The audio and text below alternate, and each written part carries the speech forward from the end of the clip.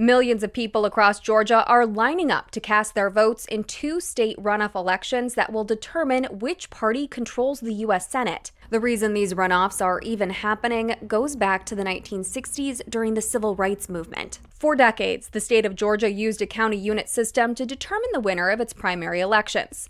The system, which allotted votes by county population, allowed counties with fewer residents to hold a majority of the unit votes. This restricted Black political influence by heavily favoring predominantly white rural communities. But in 1963, the U.S. Supreme Court rejected the county unit system, saying it violated the Equal Protection Clause of the Constitution.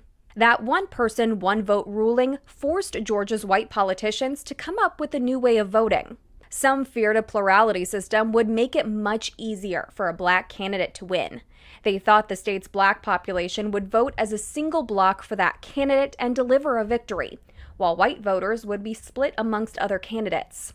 State Representative Denmark Groover, who would later describe himself as racially prejudiced, came up with a proposal requiring an elections winner to receive over 50% of the vote. That proposal has been the law for more than 50 years, and it's the reason voters are heading to the polls again. Groover presented his runoff option as a way to prevent the Negro bloc vote from controlling the elections. He believed that even if a Black candidate made it to a second round of voting under runoff rules, white voters would band together, ensuring a white candidate won the race.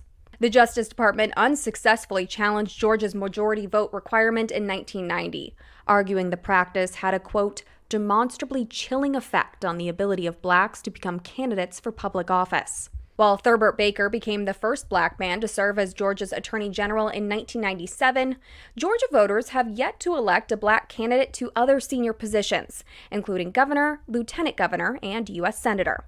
For Newsy, I'm Katherine Biek.